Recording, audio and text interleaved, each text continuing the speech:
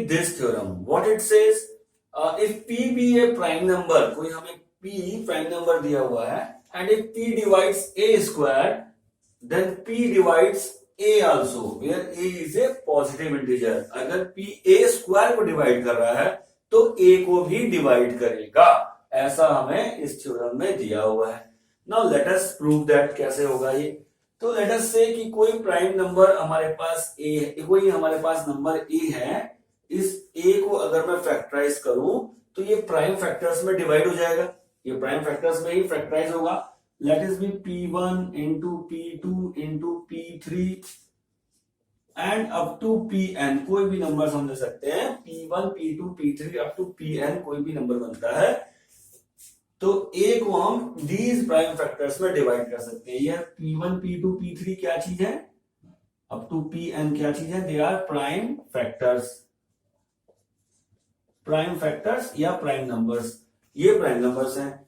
इनको हम इस तरह से लिख सकते हैं, a को, किसी भी नंबर को हम प्राइम फैक्टर्स में डिवाइड कर सकते हैं. ये हमने पहले अभी देखा. नाउ अगर मैं इसका स्क्वायर करूं, what about the a square? a square क्या हो जाएगा? That is p1 into p2 into p3 up to pn multiply p1 into p2 into p3 and up to pn. इस तरह से अगर हम लिखें तो a स्क्वायर क्या बन जाएगा? ये पूरा a इंटू a, ये पूरा a है और ये भी a है पूरा. सो ये बन जाएगा a स्क्वायर. और अगर मैं इसको लिखूं तो दैट इज भी p1 square into p2 square into p3 square और अप टू pn स्क्वायर. ये इस तरह से हमारा a स्क्वायर बन के आया. ठीक है, यहां तक ये हो गया. अब हम देखते हैं हमारी फंडामेंटल थ्योरम ऑफ अरिथमेटिक वो क्या कहती है. वो कहती है कि कोई भी नंबर, किसी भी नंबर को हम उसके प्राइम फैक्टर्स में लिख सकते हैं और वो फैक्टर्स जो आएंगे वो फैक्टर यूनिक होंगे. नाउ यहां यूनिक को बहुत खास ख्याल देना है कि वो फैक्टर्स यूनिक होंगे, मतलब इनके अलावा वहां कोई फैक्टर्स नहीं होंगे. बट यहां हमें दिया हुआ है कि a, now this p divides a square. Now p divides a square, this is given, ये हमको दिया हुआ है. p divides a square. इसका मतलब क्या है कि ये इसके अलावा तो कोई फैक्टर्स है नहीं. ये जो है फंडामेंटल थ्योरम जो कह रही है वो कहती है कि ये सारे prime factors they are unique, मतलब इसके अलावा कोई और फैक्टर्स नहीं होंगे, यही फैक्टर्स होंगे. ठीक है, याद करेंगे फंडामेंटल थ्योरम के through these factors are unique. और ये कह रहा है कि p डिवाइड करता है a स्क्वायर को. यानी अगर ये दोनों बातों को हमें देखना है तो हम कह सकते हैं कि p या तो p1 होगा या p2 होगा या p3 होगा या pn में से कुछ होगा. इन्हीं में से कोई ना कोई फैक्टर होगा p. क्यों? क्योंकि ये फैक्टर्स तो यूनिक है. फंडामेंटल थ्योरम हमको कह रही है कि इस नंबर के लिए ये फैक्टर्स यूनिक है और ये हमको कह रहा है कि p उसको डिवाइड करता है. इसका मतलब p is one of the factors, इनमें से कोई फैक्टर्स में से एक होगा. दैट इज p1 p2 और अप टू pn में से ही कोई ना कोई एक फैक्टर होगा. अब p अगर इनमें से ही कोई एक है तो ये यहां भी तो होगा, ये भी तो p1 p2 p3 up to pn है. तो अगर p इनमें से कोई एक है तो p इसको डिवाइड कर रहा है और p इनमें से कोई एक है तो यहां भी तो यही है. तो that means if p divides a square then p also divide a, because p is any one of the factor p1 p2 up to pn. इनमें से कोई सा एक फैक्टर होगा और यही तो हमारे पास ये है. a क्या है? That is p1 into p2 into p3 and so on. ये a हमारे पास ये बन के आ रहा है. ठीक है, तो अगर ये a स्क्वायर को डिवाइड कर रहा है तो फिर ए को भी डिवाइड करेगा ही करेगा। तो इसी तरह से हम ये थ्योरम को प्रूव कर सकते हैं। So now our next theorem is to prove that root 2 is irrational। तो हम पहले रिकॉल कर लेते हैं कि इरेशनल नंबर्स होते क्या हैं, रेशनल और इरेशनल नंबर क्या होते हैं। तो ऐसे नंबर्स जिनको हम p बाई क्यू की फॉर्म में एक्सप्रेस कर सकते हैं, they are called rational numbers. और ऐसे नंबर्स जिनको हम p बाई क्यू की फॉर्म में एक्सप्रेस नहीं कर सकते, they are known as irrational numbers. Clear है? तो यहां हम देखते हैं कि हमको दिया है कि रूट 2 को हमें प्रूव करना है कि इरेशनल नंबर है। और we already know that root 2, root 3 ये सारे नंबर जो है, रूट 5 ये सब इरेशनल नंबर आते हैं। बट अब यही चीज को हमको प्रूव करना है। ठीक है, तो इसको इस तरह के क्वेश्चंस को जब भी हमें प्रूव करेंगे तो हम प्रूव करेंगे कि कॉन्ट्रेरी मेथड यूज करेंगे। कॉन्ट्रेरी मेथड क्या है कि हमें दिया हुआ है कि रूट 2 इरेशनल है, तो हम एज्यूम कर लेंगे इट इज रेशनल नंबर, है ना।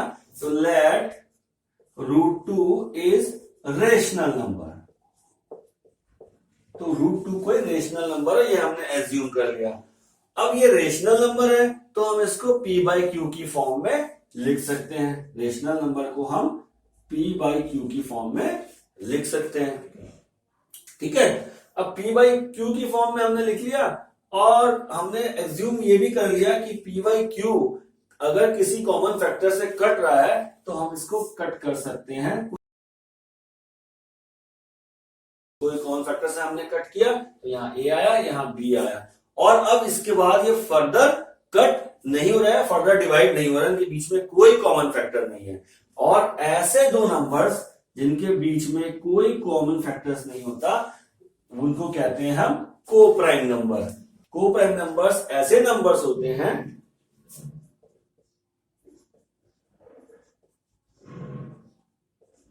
कई बार इसमें कंफ्यूजन हो जाता है, कई बार इसको लोग प्राइम नंबर्स से के आसपास कुछ सोचते रहते हैं। को प्राइम नंबर्स ऐसे नंबर्स होते हैं जिन दो नंबर्स के बीच में कोई कॉमन फैक्टर नहीं होता, they are coprime number. इसका प्राइम नंबर से कोई लेना देना नहीं है। एग्जाम्पल 4 एंड 5, अगर मैं 4 एंड 5 देख रहा हूं तो इसके प्राइम फैक्टर्स और इनके उनके बीच में कोई कॉमन फैक्टर नहीं है। Now 4 is equal to 2 into 2 and 5 is equal to 1 into 5, इनके बीच में कोई कॉमन फैक्टर नहीं है, इसलिए ये दोनों कहलाते हैं को प्राइम नंबर।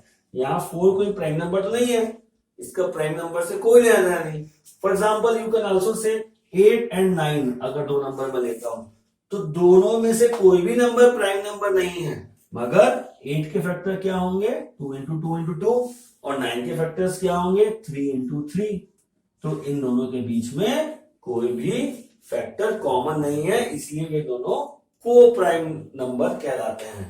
ठीक है, तो यहां कंफ्यूज नहीं होना। अब हमें ये देखना है कि इन दोनों के बीच में कोई भी फैक्टर कॉमन नहीं है। ठीक है, ये हमने यहां पर कंसीडर करके ये आ गया को प्राइम नंबर है। ठीक, नाउ इसको अगर हमें सॉल्व करना है तो क्या करते हैं हम लोग, और a is equal to b into root 2। इस इक्वेशन से हमारे पास आया a is equal to b into root 2, इसका स्क्वायर कर दे, and a square is equal to 2b square. ये इक्वेशन बन जाएगा, सिंपल है। इसको स्क्वायर किया हमने खाली और इनके बीच का रिलेशन स्टैब्लिश किया है, a square is equal to 2b square. तो अब यहां पर किसी भी नंबर को अगर हम 2 से मल्टीप्लाई करें, यानी a स्क्वायर है, इसको हमने 2 से मल्टीप्लाई करके लिखा है, 2b स्क्वायर लिख रहा है, इसका मतलब a square will be divisible by 2। ठीक है, हम कह सकते हैं a square is divisible by 2, कह सकते हैं, क्योंकि ये इवन नंबर हो रहा है, यहां 2 से मल्टीप्लाई हो रहा है, इसका मतलब a स्क्वायर 2 से डिवाइड होगा। ठीक है, और अभी हमने इस पिछले थ्योरम में देखा है कि कोई प्राइम नंबर अगर a स्क्वायर को डिवाइड कर रहा है तो वही प्राइम नंबर उस a को भी डिवाइड करेगा, a का भी वो फैक्टर होगा, ये हमने अभी देखा। सो a, इसलिए a is also divisible by 2, ए भी 2 से डिवाइड हो रहा होगा। अगर ए स्क्वायर 2 से डिवाइड हो रहा है तो ए भी 2 से डिवाइड होगा। ये हमने यहां पिछली थ्योरम में देखा, बाय थ्योरम 3, लास्ट थ्योरम में हमने देखा जो, ठीक है। तो ए भी 2 से डिविजिबल होगा, इसका मतलब मैं कह सकता हूं a is equal to 2c। यहां मैंने कोई और एक नंबर ले लिया जिसको 2 से मल्टीप्लाई करने से हमारा a बन रहा होगा। यहां पर था a स्क्वायर और यहां पे आ गया a is equal to 2c। यहां मैंने 2 से डिविजिबल ना, a इज इक्वल टू 2 से डिविजिबल हो गया था, ठीक है। c is any integer, okay. Now अब a is equal to 2c है, तो इस इक्वेशन 1 में put a is equal to 2c in equation 1। First equation में हम रखकर देखते हैं। फर्स्ट इक्वेशन में रखेंगे तो क्या बनेगा, a square is equal to 2b square था हमारे पास, a की जगह क्या आ गया 2c, तो क्या बन गया ये 4c square is equal to 2b square. 4c square is equal to 2b square, that means c square equal to b square by 2, ठीक है। इसका मतलब है कि ये जो b स्क्वायर है ये 2 से डिविजिबल है, b स्क्वायर 2 से डिवाइड हो रहा है, दैट मीन्स b भी 2 से डिवाइड होगा। Now b square is divisible by 2 से डिवाइड हो रहा है, implies b is also divisible by 2। Again उसी थ्योरम से b भी 2 से डिवाइड हो रहा है। थ्योरम जो हमने लास्ट में देखा, पिछली थ्योरम देखी कि अगर कोई b स्क्वायर किसी नंबर से डिवाइड हो रहा हो प्राइम नंबर से, तो b भी उसी प्राइम नंबर से डिविजिबल होगा, ये हमने देखा। नाउ यू कैन से कि यहां हम देख रहे हैं एक स्टेटमेंट है a is divisible by 2 and b is also divisible by 2। a और b दोनों 2 से डिवाइड हो रहे हैं। इसका क्या मतलब है, इसका मतलब ये है कि अभी हमने यहां का क्या कहा था, a and b are coprime numbers, ये हमने फाइंड आउट किया था a और b को प्राइम नंबर्स है। इसका मतलब इन दोनों के बीच में कोई कॉमन फैक्टर नहीं है, यहां हमने इस अजम्पशन से स्टार्ट किया था। पर यहां हमें दिख रहा है कि इन दोनों के बीच में एक कॉमन नंबर है, दैट इज 2। ये यहां भी है, यहां भी है। So now a and b both are divisible by 2। ये दोनों 2 से डिवाइड हो रहे हैं, तो they have, that means they have common factor 2। but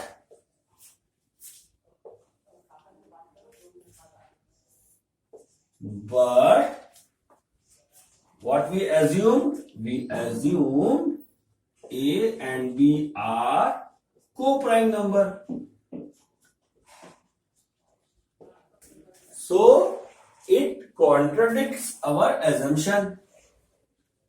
हमारी assumption को contradict कर रहा है, but it contradict our assumption। हमारे assumption को क्यों contradict कर रहा है, क्योंकि हमारी assumption जो हमने लिया था it is not correct, या ये contradict कर रहा है, इसलिए our assumption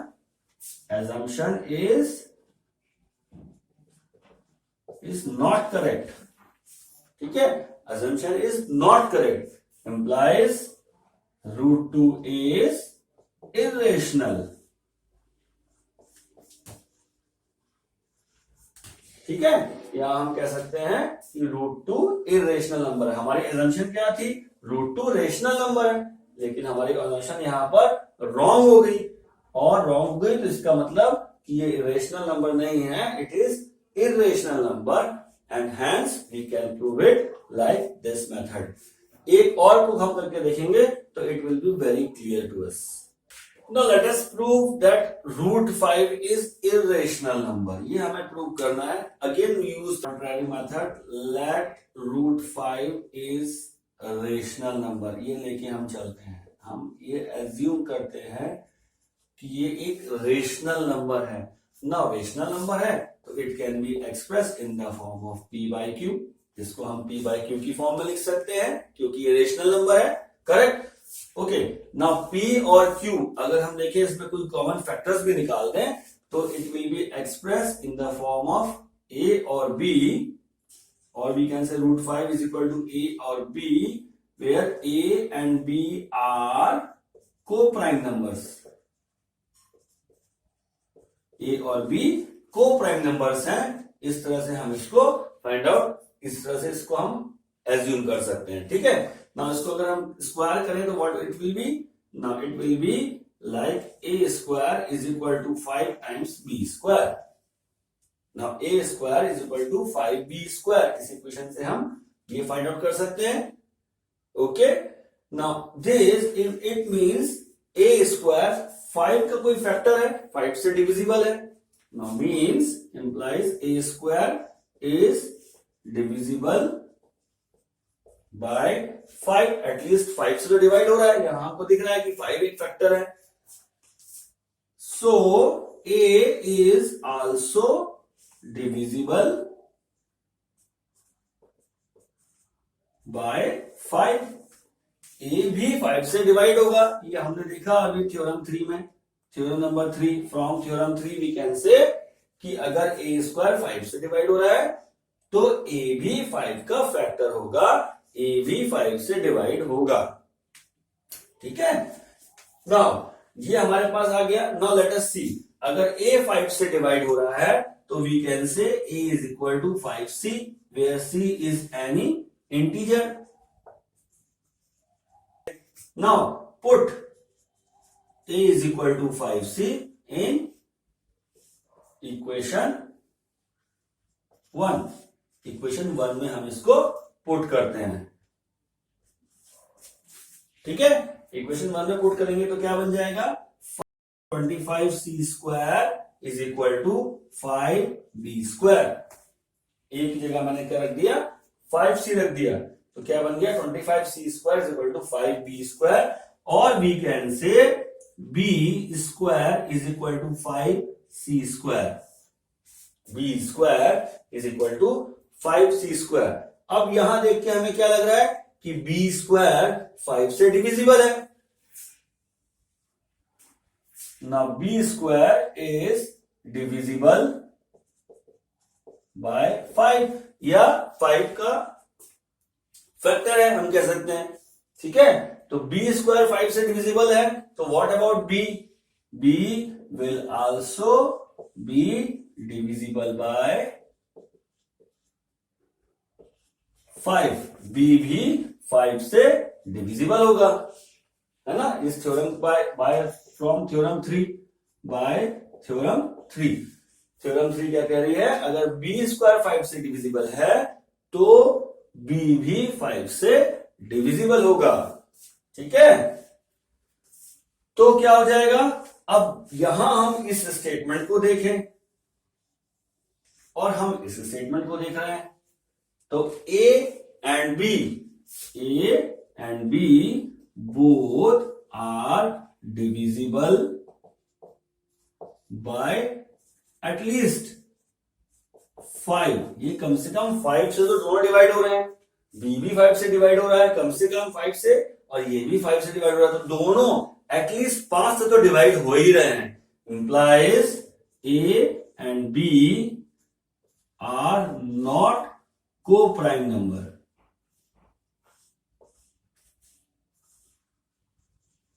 a और b को प्राइम नंबर नहीं है क्योंकि उनके बीच में एक कोई फैक्टर कॉमन है, कम से कम 5 तो कॉमन है ही, तो इसीलिए दोनों को प्राइम नंबर नहीं है. लेकिन हमने यहां क्या एज्यूम किया था कि a और b को प्राइम नंबर है. Implies our assumption that a and b are co-prime number is not correct. हमने जो एजम्पशन लिया था वो हमारी एजम्पशन करेक्ट नहीं है। इसका मतलब ये हमारी एजम्पशन रॉन्ग हो गई, इसका मतलब ये एजम्पशन, इसका मतलब ये एजम्पशन भी रॉन्ग हो गई। That means √5 is not a rational number. √5 rational number हमने लिया था, it is not a rational number. ये हमारी एजम्पशन गलत हो गई। सो √5 is irrational number, hence that is proved। यही तो हमें प्रूव करना था। ठीक है, तो ऐसे स्टेप्स को फॉलो करते हुए हम किसी भी प्राइम नंबर को इरेशनल नंबर हमें बताना है तो हम इस मेथड से सॉल्व कर सकते हैं, प्रूव कर सकते हैं। Now let us prove 3 + 2√5 is irrational number. ये हमें प्रूव करके दिखाना है। ये हमने क्लास 9 में पढ़ा है कि रेशनल नंबर और इरेशनल नंबर को सम करूं या सब्ट्रैक्ट करें तो जो फाइनल नंबर आता है वो इरेशनल होता है। ठीक है, इसी तरह से अगर मैं किसी रेशनल नंबर को किसी इरेशनल नंबर से मल्टीप्लाई करूं या डिवाइड करूं तो मेरा फाइनल रिजल्ट जो आएगा वो आएगा इरेशनल नंबर। ठीक है, तो रेशनल नंबर और कोई operator like plus, minus, multiply और डिवाइड, कोई भी ऑपरेशन करूं विद इरेशनल नंबर तो रिजल्ट क्या होगा? जो भी आएगा वो रिजल्ट बनेगा इरेशनल। ये हमको पहले से पता है, ये हम क्लास 9 में भी पढ़ चुके हैं।